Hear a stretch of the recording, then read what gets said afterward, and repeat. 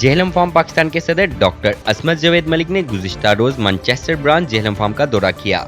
इस मौका पर बरतानिया भर के जेहलम फार्म के नुमाइंदगान ने इनका इस्तकबाल किया।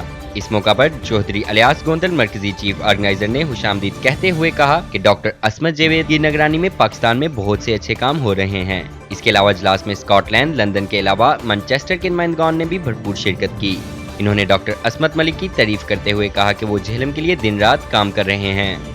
नायब सदर फरज सदीक ने कहा कि कुछ ऐसे प्रोजेक्ट पर गौर किया जाए जिसके जरिए बेरोजगार अफराद को रोजगार मिल सके।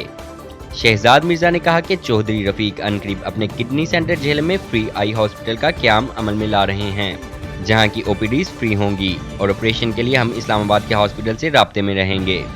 आखिर में सदर चौधरी अनवर यकूब की तरफ से हाज़रीन महफिल के लिए पुरतकल्लुफ़ अशाइया दिया गया।